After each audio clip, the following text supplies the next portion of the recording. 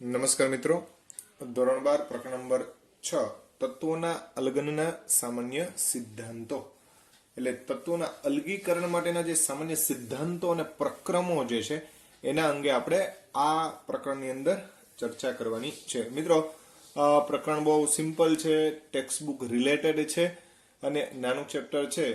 પ્રમાણમાં ખૂબ ઓછા પ્રશ્નો જે છે એ આ પ્રકરણમાંથી પૂછાતા હોય છે, છતાં પણ આના બાબતની જે કંઈ પણ વધારાની જે વિશેષ માહિતીઓ જે છે એના અંગે આજે આપણે ચર્ચા કરવી છે. આમાં માત્ર ને માત્ર ટેક્સ્ટ બુક તમે પ્રિફર કરો તો વધારે યોગ્ય રહેશે, છતાં પણ થોડું ઘણું જે કંઈ પણ એક્સ્ટ્રા નોલેજ છે એ આપણી પાસે હોય તો આપણે કોમ્પિટિટિવ એક્ઝામની અંદર વધારે ફાયદો થાય. તો મિત્રો, આજે આપણે ધાતુ કર્મ વિધિ અંગે એટલે કે તત્વોના અલગીકરણ જે છે એના સામાન્ય સિદ્ધાંતો જે છે એના બાબતની ચર્ચા કરીશું. સૌપ્રથમ તમે જાણો છો એ પ્રમાણે કે ભાઈ ખનિજ તો પૃથ્વીના પોપડામાંથી તત્વોને જુદા જુદા સંયોજન સ્વરૂપે ખનન એટલે ખોદકામ કરી મેળવવામાં આવે તેને શું કહેવામાં આવે? ખનિજ કહેવાય. બરાબર છે ભાઈ. પૃથ્વીના પોપડામાં જે તત્વો રહેલા છે એ જુદા જુદા સંયોજન સ્વરૂપે હોય, એ તો આપણે ખ્યાલ જ છે. હવે એને જ્યારે આપણે ખોદી અને મેળવીએ, પ્રાપ્ત કરીએ, ત્યારે એ જે કંઈ પણ સંયોજનો જે છે એને શું કહેવાય? તો કે ભાઈ ખનિજ કહેવાય. અયસ્ક અથવા શબ્દ કાચી ધાતુ એને અંગ્રેજીમાં ઓર એવો શબ્દ પણ કહેવામાં આવે છે. ઓર તો આયન ઓર એવો શબ્દ સાંભળેલો છે, એટલે કે આયનની અયસ્ક અથવા કાચી ધાતુ. ખાસ ધ્યાનમાં રાખજો મિત્રો, જે ખનિજમાંથી તત્વ પૂરતા પ્રમાણમાં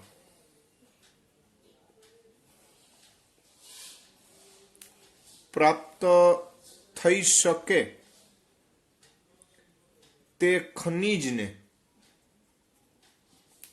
અયસ્ક કહેવાય, એટલે કાચી ધાતુ કહેવાય. એનો અર્થ એવો થયો, અહીંયા ખાસ ધ્યાનમાં રાખજો, એક તારણ જે છે એ ખાસ સમજવા જેવું, કે આનો અર્થ એવો થાય છે કે દરેક ખનિજ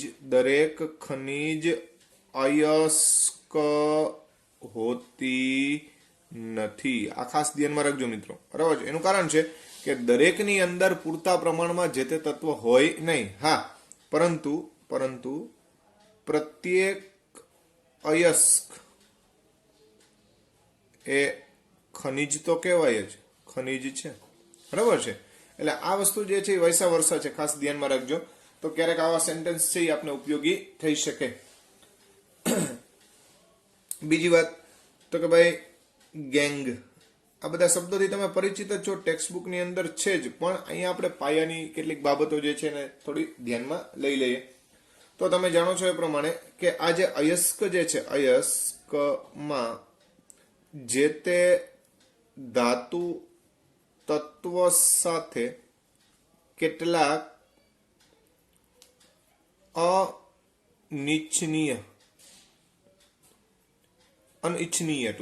અનિચ્છનીય ઘટકો જેવા કે રેતી, માટી, અન્ય સંયોજનો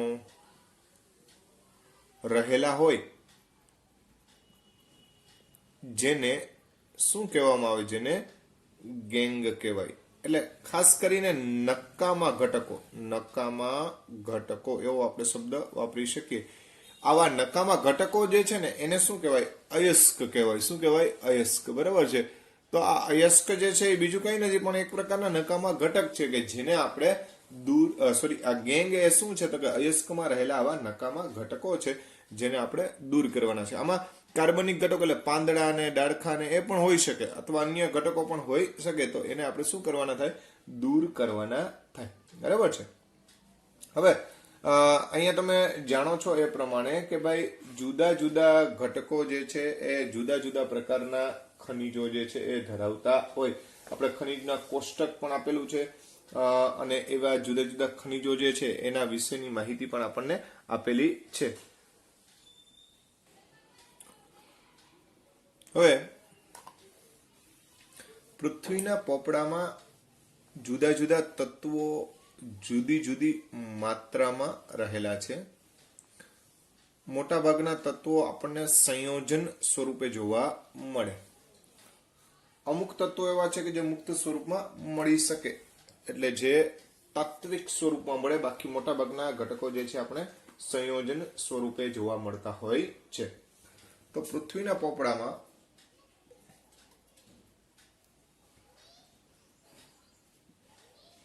ઓક્સિજન સૌથી વધારે પહેલા નંબરનું તત્વ થાય. ત્યારબાદ બીજા નંબરનું તત્વ સિલિકોન તત્વ છે. કયું તત્વ છે? સિલિકોન. ત્રીજા નંબરે એલ્યુમિનિયમ છે અને ચોથા નંબરે આયર્ન છે, Fe. બરાબર છે. તો આ જે કંઈ પણ તત્વો જે છે એ પૃથ્વીમાં એની પ્રચુરતા કહી શકીએ અથવા એબન્ડન્સ કહેવાય. તો સૌથી વધારે તત્વ ઓક્સિજન તમને પૃથ્વીના પોપડાની અંદર જોવા મળે. વાતાવરણમાં નાઇટ્રોજનનું પ્રમાણ સૌથી વધારે થાય, જ્યારે પૃથ્વીના પોપડામાં ઓક્સિજનનું પ્રમાણ વધુ થાય. વૈશ્વિક લેવલે હાઇડ્રોજન અને હિલિયમ શબ્દ તમે સાંભળેલા જ હશે. તો હાઇડ્રોજનનું પ્રમાણ જે છે એ સૌથી વધારે થાય. તો અહીંયા આપણે પૃથ્વીના પોપડાના સંદર્ભમાં વાત કરીએ છીએ, એટલે ઓક્સિજન જે છે એ સૌથી વધારે પ્રમાણમાં ઘટક સ્વરૂપે રહેલો હોય. આ ઉપરાંત ધાતુ કર્મ વિધિ જેને કહીએ આપણે, તો ધાતુ કર્મ વિધિ જેને મેટરલોજી કહેવામાં આવે, કે મેટર એટલે કે ધાતુ જે છે એને આપણે પ્રાપ્ત કરવી છે. તો એના માટેની જે કર્મ વિધિ કહેવાય, એટલે કે એના માટે થઈ અને જે કંઈ પણ ક્રિયા કરવી પડે એ જુદા જુદા સ્ટેપમાં આપણે કર્મ વિધિ કરી શકીએ. તો ધાતુ કર્મ વિધિ જે છે એના 3 પ્રકાર આપણે સમજાવી શકીએ. એક છે પાયરો ધાતુ કર્મ વિધિ. પાયરો મતલબ ઉત્તાપીય ધાતુ કર્મ વિધિ, જેને કહી શકાય કે તાપમાન પર આધારિત ધાતુ કર્મ વિધિ. આ ઉપરાંત બીજો શબ્દ આવે છે ઇલેક્ટ્રો ધાતુ કર્મ વિધિ. બરાબર છે. આ જેમ ઉત્તાપીય જે છે એમ આ વિદ્યુતના સંદર્ભમાં આપણે સમજાવી શકાય કે જ્યાં વિદ્યુત વડે શું કરવામાં આવે? ધાતુ કર્મ વિધિ કરવામાં આવે. એટલે વિદ્યુત પ્રવાહ જે છે એની મદદથી ધાતુઓ મેળવવામાં આવે. અને ત્યારબાદ જે છે એ હાઇડ્રો ધાતુ કર્મ વિધિ, જેની અંદર દ્રાવણ સ્વરૂપે ઘટકો લઈ અને એની મદદથી આપણે ધાતુ કર્મ વિધિ અથવા તો ધાતુ જે છે એ પ્રાપ્ત કરી શકીએ. તો મિત્રો અહીંયા જુદી જુદી રીતે આપણે ધાતુઓ મેળવવાની પદ્ધતિઓ સમજવાની હોય છે. ટેક્સ્ટ બુકની અંદર બહુ સારી રીતે આનું વર્ણન પણ આપણે આવે છે. બરાબર છે. પણ આ એક પ્રકાર છે અથવા પેટર્ન છે, એ વસ્તુ ધ્યાનમાં રાખવાનું. હવે ધાતુ કર્મ વિધિના સ્ટેપ જોવા જાઓ. ધાતુ કર્મ વિધિ એટલે કે અયસ્કમાંથી શુદ્ધ ધાતુ મેળવવાની પદ્ધતિ, શુદ્ધ ધાતુ મેળવવાની ક્રિયા, જેને આપણે ટૂંકમાં કહીએ છીએ ધાતુ કર્મ વિધિ. આ ધાતુ કર્મ વિધિ જે છે એ અલગ અલગ સ્ટેપમાંથી પસાર થાય. જેમ કે આપણે ખનન દ્વારા આપણને અયસ્ક મળે, બરાબર છે. હવે આ અયસ્ક જે છે એમાંથી ગેંગ દૂર કરવા માટે એક પદ્ધતિ વપરાય, જેને સંકેન્દ્રીકરણ કહેવાય. સંકેન્દ્રીકરણ, બરાબર છે. હવે સંકેન્દ્રિત કાચી ધાતુ મળી ગઈ એટલે એમાંથી આપણને ગેંગ ને એ બધા ઘટકો જે છે એ દૂર થઈ ગયા. પછી ઓક્સાઇડમાં પરિવર્તન કરવું પડે. એના માટે થઈ અને ભુંજન, કેલ્સિનેશન એવા વિવિધ તબક્કાઓ જે છે એની ચર્ચા આવે. ઓક્સાઇડમાં પરિવર્તન થયા બાદ ધાતુનું રિડક્શન કરવું પડે. શું કરવું પડે? રિડક્શન ક્રિયા કરવી પડે. અને રિડક્શન દ્વારા જે કંઈ પણ અપરિષ્કૃત કાચી ધાતુ મળે અથવા અપરિષ્કૃત ધાતુ જે છે એનું પછી શું કરવું પડે? શુદ્ધિકરણ કરવું પડે. શું કરવું પડે? શુદ્ધિકરણ. તો મિત્રો, આ જુદા જુદા સ્ટેપની અંદર આખી ધાતુ કર્મ વિધિ સમાયેલી છે. કે અયસ્ક એમાંથી સંકેન્દ્રીકરણ કર્યું એટલે ગેંગ ને એવા બધા ઘટક અનિચ્છનીય પદાર્થો દૂર કર્યા. આવા અનિચ્છનીય પદાર્થો દૂર કર્યા બાદ જે કંઈ પણ ઘટક છે એને ઓક્સાઇડમાં રૂપાંતરિત કરવા પડે અથવા અન્ય ઘટકો જે છે બાષ્પશીલ ઘટકો અથવા અમુક સંયોજનો જે છે એ હજી રહી ગયા હોય તો એને આપણે દૂર કરી શકીએ. ત્યારબાદ એનું ભુંજન કેલ્સિનેશન દ્વારા આપણે એને રિડક્શન માટે યોગ્ય બનાવીએ. હવે એનું રિડક્શન કરીએ એટલે આપણને ધાતુ મુક્ત થાય, પણ હજી પણ એમાં ઘણી બધી અશુદ્ધિઓ શક્યતા રહેલી છે. આવી અશુદ્ધિઓને છેલ્લે દૂર કરવા માટે ધાતુનું શું કરવામાં આવે? શુદ્ધિકરણ કરવામાં આવે છે. તો આ સ્ટેપ બાય સ્ટેપ ધાતુનું અલગન આપણે સમજી શકીએ. હા મિત્રો, અમુકમાં વિશેષતાઓ જે છે એને જ આપણે ચર્ચા કરીએ છીએ. ટેક્સ્ટ બુકમાં બધા જ સ્ટેપ આપેલા છે, એના વિશે આપણે કંઈક ચર્ચા કરવા માંગતા નથી. બરાબર છે કે ભાઈ અયસ્ક હોય એમાંથી સંકેન્દ્રીકરણની આપણે જુદી જુદી જે પદ્ધતિઓ જે છે તો એ ચુંબકીય અલગીકરણ પદ્ધતિ છે કે પછી ફીણ પદ્ધતિ છે, ઔષાધન પદ્ધતિ છે. બરાબર છે. તો એ બધી પદ્ધતિઓ તમને ખ્યાલ જ છે, એના અંગે આપણે કાંઈ ચર્ચા કરવા માંગતા નથી. પણ આપણે બોક્સાઇટ માટે એક પદ્ધતિ આવે છે, બેયર પદ્ધતિ. આ ઉપરાંત પણ બીજી પદ્ધતિઓ જે છે તો એના સંદર્ભમાં વાત કરીએ આપણે નિક્ષાલન એવો શબ્દ આવે છે. બરાબર છે. એટલે યોગ્ય દ્રાવક વડે અશુદ્ધિઓ જે છે એને અલગ પાડવી, જેને આપણે નિક્ષાલન શબ્દ બોલીએ. શું બોલીએ છીએ? નિક્ષાલન. યોગ્ય દ્રાવક અથવા સંયોજન વડે શું કરવું? તો કે ભાઈ અશુદ્ધિ દૂર કરવી એટલે ગેંગને દૂર કરવાની વાત છે. તો મિત્રો, એક પ્રકારની સંકેન્દ્રણ પદ્ધતિ જ છે, જેમાં આપણે બોક્સાઇટની જો વાત કરવા જાઓ, બોક્સાઇટ મિત્રો તમને બધાને ખ્યાલ જ હશે, આ એલ્યુમિનિયમની ખનિજ છે Al2O3 X H2O. પણ ભાઈ બોક્સાઇટ જે છે એ ખરેખર એલ્યુમિના Al2O3 નથી, વાસ્તવમાં એ ખનિજ છે. ખનિજની સાથે ઘણી બધી અશુદ્ધિઓ હોય. એમાં અહીંયા તમને બે પ્રકારના બોક્સાઇટમાં બે પ્રકારના ઘટક જોવા મળે. એક લાલ બોક્સાઇટ અને એક જે છે એ સફેદ બોક્સાઇટ.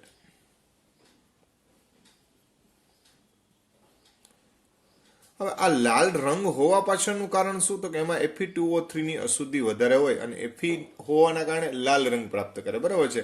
અને આમાં SiO2 એટલે સિલિકા રેતી, એનો સ્વભાવ તમને ખબર જ છે કે ભાઈ રેતી છે એ પ્રમાણમાં કેવી હોય? તો કે વ્હાઈટ હોય. તો આ બંનેના કારણે થાય અને આ પ્રકારની ઘટના આપણને જોવા મળે. હવે બેની અલગ કરવાની રીતો જે છે એના વિશે વાત કરીએ તો પેલા આપણે લાલ બોક્સાઇટ જે છે એનો વારો લઈએ. લાલ બોક્સાઇટ, તેમાં મુખ્ય કહીએ છીએ. બરાબર. અન્ય પણ આપણી ટેક્સ્ટ બુકમાં છે જ, ટિટેનિયમ છે, સિલિકા છે, અન્ય ઘટક પણ આવેલા જ હોય. પણ મુખ્ય જે છે એ Fe2O3 એટલે કે આ Fe જે છે એની અશુદ્ધિ મુખ્ય ગણાવી શકાય. તો એના માટે એને દૂર કરવા માટે એક પદ્ધતિ જે છે એનું નામ છે બેયર પદ્ધતિ. બરાબર છે. આના વિશે તમે જાણો જ છો, પણ હવે અહીંયા એક નાનકડો ટોપિક આપણે રિપીટ થઈ જશે. NaOH વડે આપણે એને અલગ પાડવો છે. કોના વડે અલગ પાડવો છે? NaOH. તો Al2O3 એટલે બોક્સાઇટ લીધો હોય એની યાર અશુદ્ધિ પણ હારે જ હશે. બરાબર છે. એની જ્યારે NaOH સાથે પ્રક્રિયા થાય ત્યારે સોડિયમ એલ્યુમિનેટ પ્રાપ્ત થાય, જે NaAlO3 એવું આપણે દર્શાવી શકીએ. NaLO2 બરાબર છે. તો સોડિયમ એલ્યુમિનેટ જે છે, સોડિયમ એલ્યુમિનેટ, ઓક્સિજન -2 હોય એટલે 2 દુ ને -4, આ +3 અને +1 એટલે આ સંયોજકતા પ્રમાણે કેટલા આવે? O2. તો આ જે છે સોડિયમ એલ્યુમિનેટ છે, સોડિયમ એલ્યુમિનેટ. જેવું આનું આપણે જળ વિભાજન કરી નાખીએ એટલે પાણી જે છે એ વધુ પ્રમાણમાં એડ કરીએ તો તરત જ AlOH થ્રાઇઝ ના અવક્ષેપ મળે. કોના અવક્ષેપ મળે? AlOH થ્રાઇઝ. અને બાકીના જે કંઈ પણ ઘટકો જે છે એ NaOH સ્વરૂપે આપણે દૂર કરી શકીએ. NaOH સ્વરૂપે આપણે દૂર કરી નાખીએ. તો મિત્રો અહીંયા જે કંઈ પણ ક્રિયા જે થઈ છે આ પ્રક્રિયામાં સોડિયમ એલ્યુમિનેટ અને AlOH થ્રાઇઝ મળ્યા. અહીંયા આપણે કેમ મળ્યા, શું મળ્યા એના ઉપર આપણે ફોકસ નથી કરતા, પણ આપણો ધ્યેય શું છે તો કે ભાઈ લાલ બોક્સાઇટમાં મુખ્ય Fe2O3 ની શું હોય, અશુદ્ધિ હોય. શું હોય? અશુદ્ધિ. બરાબર છે. એને મારે દૂર કરવી છે. તમને ખબર છે કે ધાતુનો ઓક્સાઇડ ખુદ બેઝિક હોય. બરાબર છે. તો Fe2O3 પોતે બેઝિક છે. તો એ આ બેઝમાં અદ્રાવ્ય રહે. અહીંયા આપણે બેઝ નહીં કોઈ બેઝમાં બેઝ દ્રાવ્ય ન થાય, એટલે એ કેવો રહે? અદ્રાવ્ય. જ્યારે Al2O3 ઉભય ગુણધર્મી છે, એવું તમને ખબર જ છે, ઉભય ગુણધર્મી. બરાબર છે. તો એ બેઝ સાથે એસિડ તરીકે વર્તીને આ સંયોજન આપી દે. તો આ જે છે એ અદ્રાવ્ય હોય, એટલે સરળતાથી તમે એને દૂર કરી શકો. તો આ રીતે લાલ બોક્સાઇટ જે છે એમાં બેયર પદ્ધતિમાં NaOH ને અવસાદક તરીકે લઈ અને આપણે શું કરી શકીએ તો કે આવી અશુદ્ધિ અદ્રાવ્ય કરીને સેપરેટ કરી નાખી. જ્યારે અહીંયા ધાતુ જે છે આપણી જે ખનિજ હોય અથવા અયસ્ક જે છે એ પ્રમાણમાં દ્રવ્ય હોય. તો આ રીતે તમે એને અલગ કરી શકો. આ ઉપરાંત આ જ રીતની લાલ બોક્સાઇટ માટેની એક બીજી પદ્ધતિ છે. આ પદ્ધતિ આપણે બેયર જોઈ એ ખરેખર વાસ્તવમાં આપણી ટેક્સ્ટ બુકમાં છે, પણ ત્યાર પછીની તમે જોવા જાવ તો હોલ્સ પ્રક્રિયા. કઈ પ્રક્રિયા? હોલ્સ પ્રક્રિયા. આ લાલ બોક્સાઇટ જે છે એમાં રહેલી આયર્નની અશુદ્ધિને દૂર કરવા માટે આ પદ્ધતિનો પણ ઉપયોગ થાય. તો Al2O3 વત્તા Na2CO3 એટલે સોડિયમ કાર્બોનેટનો યુઝ થાય. આ પણ બેઝિક ઘટક છે. હવે આમાં કઈ આગળની જેમ સમજાવવું ન પડે કે આ એસિડ છે, સોરી આ બેઝ છે, આ એ બેઝ છે, તો પ્રક્રિયા કરશે ને એટલે અદ્રાવ્ય સ્વરૂપે નીકળી જાય. તો પ્રક્રિયા રહેલે શું મળે તો કે ભાઈ NaAlO2 એ જેમાં બનતું તો એ જ વસ્તુ બનશે. પછી તમે બેલેન્સ આપણે બેલેન્સ આગલામાં નહોતું કર્યું, તમારે બેલેન્સ કરવું હોય તો તમારે Na2AlO2 જે છે એ તમે સમજાવી શકો. અને બાકીના જે કંઈ પણ ઘટકો જે છે એ અહીંયા કાર્બન ડાયોક્સાઇડ નો અણુ નીકળી જાય. બરાબર છે. CO2 દૂર થાય એટલે એક O વધે, અને આ 3 એટલે 4 O એટલે થઈ ગયા 2 ગુણ્યા 2 એટલે 4, 2 ને અને 2 Al. રેડી? હવે આનું જ્યારે જળ વિભાજન કરશો પાણી વડે ત્યારે ફરીથી પાછા AlOH થ્રાઇઝના આપણને શું મળશે? અવક્ષેપ મળે. અને સાથે જે કંઈ પણ ઘટકો જે છે બાકીના એ અહીંયા કાર્બન ડાયોક્સાઇડ એડ કરવામાં આવે, જેથી કરીને Na2CO3 ફરીથી પાછું આપણને પ્રાપ્ત થાય. ઓલો NaOH મળતું તેમાં પાછું Na2CO3 માં કન્વર્ટ થઈ જાય. તો એ રીયુઝિંગ કરી શકાય, એટલા માટે થઈ અને આ રીતની પ્રોસેસ કરવામાં આવે. તો મિત્રો અહીંયા હોલ્સ પ્રક્રિયામાં Na2CO3 નો યુઝ થાય, અને આગળની જે બેયર પદ્ધતિ હતી એમાં સોડિયમ હાઇડ્રોક્સાઇડ જેવા બેઝિક ઘટકનો ઉપયોગ કરવામાં આવે. આ ઉપરાંત જે સફેદ લાલ બોક્સાઇટની જગ્યાએ આપણે સફેદ બોક્સાઇટ બરાબર છે એ હોય તો શું કરવાનું? તો એમાં મુખ્ય SiO2 એટલે સિલિકાની અશુદ્ધિ રહેલી હોય. બરાબર છે. હવે ભાઈ અહીંયા સિલિકાની અશુદ્ધિ જે છે એને આપણે દૂર કરવી પડશે. તો સિલિકાની અશુદ્ધિ દૂર કરવા માટે થઈ આ Al2O3 એમાં કાર્બનની હાજરીમાં ડાયનાઇટ્રોજન એડ કરી અને એને 1800 ડિગ્રી સેલ્સિયસ તાપમાને શું કરવામાં આવે તો કે ભાઈ ગરમ કરવામાં આવે. બરાબર છે. જેવો 1800 ડિગ્રી સેલ્સિયસ તાપમાને ગરમ કરશું એટલે કાર્બન અને ઓક્સિજન છે એ બધા જોડાય અને કાર્બન મોનોક્સાઇડ સ્વરૂપે એ દૂર થઈ જાય. વધ્યા એલ્યુમિનિયમ અને નાઇટ્રોજન, તો એ એલ્યુમિનિયમ નાઇટ્રાઇડ બનાવે. શું બનાવે? Aluminium nitride. તો Al ને શું બોલાય? Aluminium nitride. જેવી આને તમે પાણી હારે પ્રક્રિયા કરશો એટલે જળ વિભાજન થાય, જવી થાય તો H+ અને OH-, તો OH જે છે એ આને મળે અને H આને મળે. તો શું મળે તો કે ભાઈ AlOH થ્રાઇઝના અવક્ષેપ મળે અને સાથે સાથે એમોનિયા છૂટો પડે. આ પદ્ધતિ જે આપણે કરીએ છીએ એને સરપેક્સ પ્રક્રિયા કહેવાય. ખાસ ધ્યાનમાં રાખજો, આનું નામ છે સરપેક્સ પદ્ધતિ. આ પદ્ધતિ વડે સફેદ બોક્સાઇડ જે છે એમાં રહેલી સિલિકા જે છે એ આપણે દૂર કરી શકીએ. કઈ રીતે તો એ પણ તમને કહી દઉં. તો કે ભાઈ સિલિકા એટલે SiO2 વત્તા કાર્બન. બરાબર છે. તો થશે શું તો કે આ બંને જોડાઈ જશે એટલે સિલિકા છૂટી પડી જાય. સિલિકા વત્તા CO2 આ રીતે ટૂંકમાં એ સિલિકા જે છે એ અદ્રાવ્ય સ્વરૂપે તમને પ્રાપ્ત થઈ જાય અને બાકી જે કંઈ પણ છે એલ્યુમિનિયમ નાઇટ્રાઇડ અને એનું રૂપાંતર એલ્યુમિનિયમ હાઇડ્રોક્સાઇડમાં કરી અને આપણે સફેદ બોક્સાઇડમાંથી આવી અશુદ્ધિઓ દૂર કરી શકીએ. આ પદ્ધતિનું નામ કીધું સરપેક્સ પદ્ધતિ.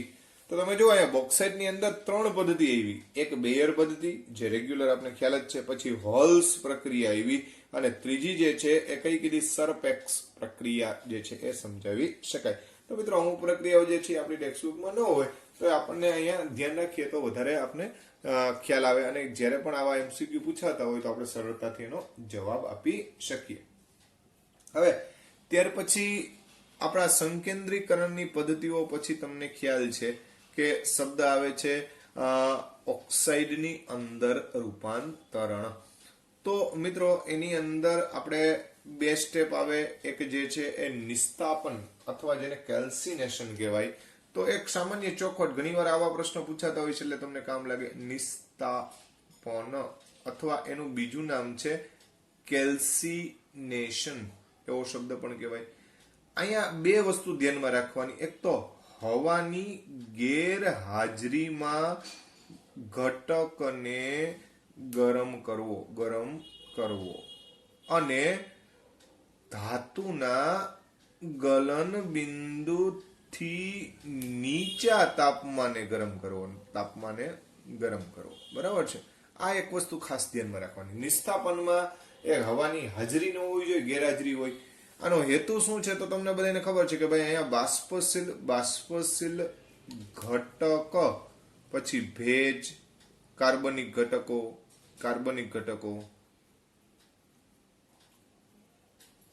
ને શું કરવા? દૂર કરવા માટે. બરાબર છે. એવો આપણો હેતુ છે.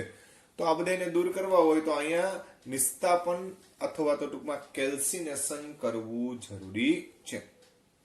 બીજું કે અહીંયા જે ભેજયુક્ત ઘટક હશે, ભેજ, એમાંથી પાણી નાણું દૂર થાય, અથવા હાઇડ્રોક્સાઇડ ઘટકો છે એમાંથી પાણી નાણું દૂર થાય, અને જે કંઈ પણ કાર્બોનેટ છે, એમાંથી કાર્બન ડાયોક્સાઇડ ઉત્પન્ન થાય, જેથી કરીને આ બધા ઓક્સાઇડમાં રૂપાંતરણ પામે. કેમાં? ઓક્સાઇડમાં રૂપાંતરણ પામે.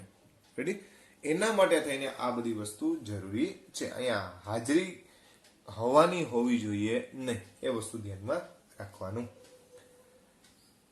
તો ભાઈ આ વાત જે છે એ નિસ્તાપન અથવા કેલ્સિનેશનની થઈ. હવે ત્યાર પછીની વાત કરવા જાય તો ભુંજન વિશે વાત કરીએ. કોના વિશે વાત કરીએ? ભુંજન. બરાબર છે. તો ભુંજન તમને બધાને ખબર છે કે હવાની હાજરીમાં ખાસ કરીને સલ્ફાઇડ યુક્ત કાચી ધાતુ, સલ્ફાઇડ યુક્ત ખનિજ જે છે, એને શેમાં ફેરવવી છે આપણે?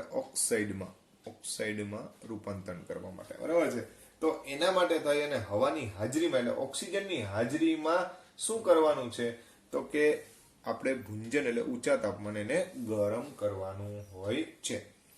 તો ભાઈ આ ઉપરોક્ત તમામ ઘટનાઓના કારણે થઈ અને જે કંઈ પણ ખનિજ મળે એ રિડક્શનને યોગ્ય રીતની થઈ જાય. એટલે રિડક્શન માટે યોગ્ય પદ્ધતિ વાપરી શકીએ અથવા તો જેને કહીએ રિડક્શન યોગ્ય થઈ શકે એવું થઈ જાય. બરાબર છે. તો આ વસ્તુ ધ્યાનમાં રાખજો. પછી આપણે એક શબ્દ સમજવો છે, ફ્લક્સ.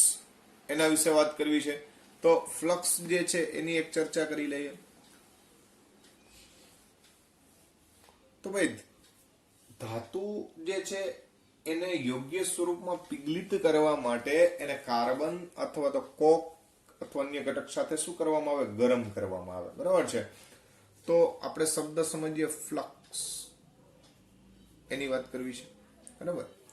તો અહીંયા આનો હેતુ શું ભાઈ? ફ્લક્સ જે છે એ શું કરે તો કે ફ્લક્સ જે છે એ અશુદ્ધિઓ જે છે એને તો મિત્રો એના 3 પ્રકાર છે. 3 પ્રકાર છે. એમાં પહેલો જે પ્રકાર જે છે એ એસિડિક ફ્લક્સ.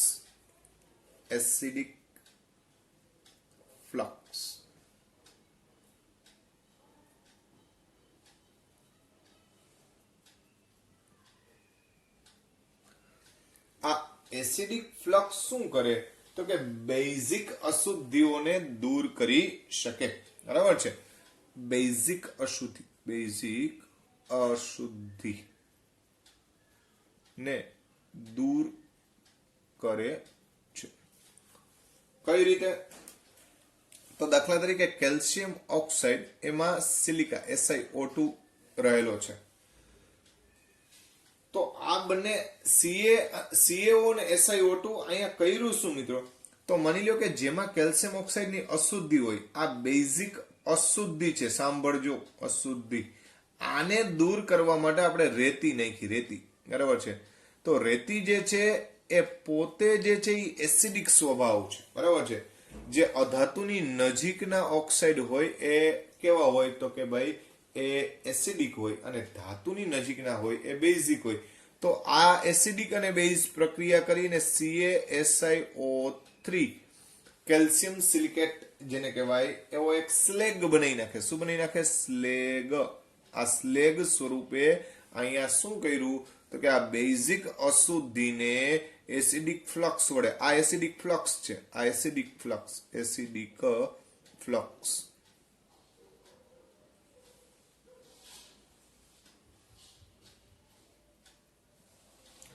આ જ રીતે તમે જોવા જાઓ તો SiO2 આ ઉપરાંત P2O5 વગેરે કેવા કહેવાય? તો કે ભાઈ એસિડિક ફ્લક્સ કહેવાય. કેવા ફ્લક્સ કહેવાય? એસિડિક.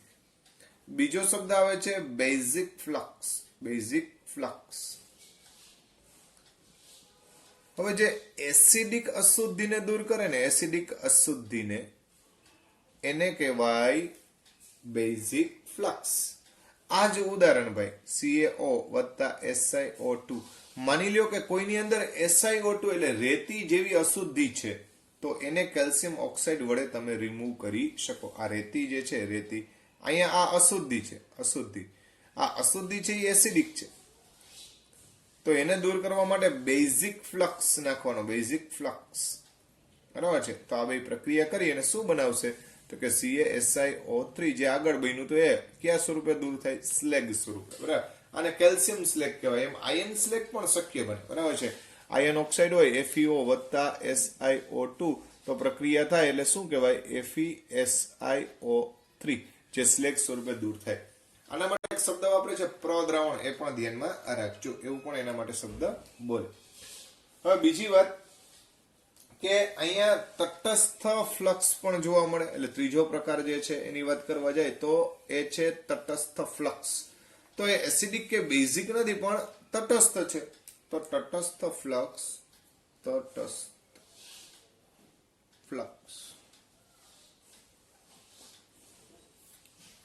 તો એ એસિડિક કે બેઝિક અશુદ્ધિ દૂર કરવા માટેનો ઉપયોગ નથી. પણ જ્યારે વિદ્યુતીય રિડક્શન કરવું હોય, વિદ્યુતીય રિડક્શન દરમિયાન તે ખનિજ જે છે, ખનિજ એનું ગલન બિંદુ નીચું લાવવા ઉપયોગી છે. બીજું કે તે જે ખનિજ જે છે, ખનિજ ને વિદ્યુત વિભાજનને યોગ્ય બનાવે.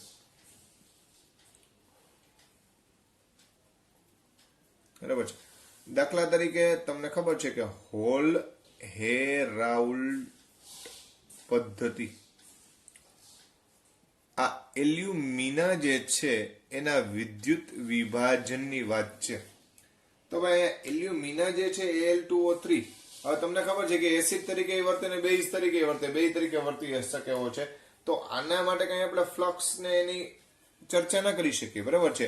પણ આની યારે તટસ્થ ઘટક તરીકે સોડિયમ ક્રાયોલાઇટ Na3Al(F6) જેને આપણે ક્રાયોલાઇટ કહીએ છીએ, ક્રાયોલાઇટ. બરાબર છે. તો Na3Al(F6) જે છે એ ક્રાયોલાઇટ જે છે એ કેવો કહી શકાય? તો કે આ તટસ્થ પ્રકારનો ફ્લક્સ કહી શકાય કે જે એલ્યુમિના જે છે એનું, એટલે કે આ એલ્યુમિનાનું ગલન બિંદુ ઘટાડે. બરાબર છે. જેથી કરી અને સરળતાથી આપણે શું કરી શકીએ? તો કે સરળતાથી એનું પિગલન કરી અને વિદ્યુત વિભાજન કરી શકીએ. આ ઉપરાંતની વાત કરવા જાય તો આવા બીજા પ્રકારોમાં CaF2 બરાબર છે, કેલ્શિયમ ફેલ્સપાર એવો શબ્દ પણ કહેવાય, કેલ્શિયમ ફ્લોરાઇડ છે, કેલ્શિયમ ક્લોરાઇડ જે છે બરાબર છે, એટલે ફેલ્સપાર શબ્દ બોલે, શું બોલે? ફેલ્સપાર. તો આવા બધા ઘટકો જે છે એ પિગલન બિંદુ નીચું લાવે અથવા વિદ્યુતીય વિઘટન કરવા માટે જે તે ઘટકને સક્ષમ બનાવે. તો મિત્રો આ વાત થઈ ફ્લક્સની. તો અહીંયા જુદી જુદી કેટલીક બાબતો જે છે એને લઈ અને આપણે જુદી જુદી પદ્ધતિઓ વિશે ચર્ચા કરી છે.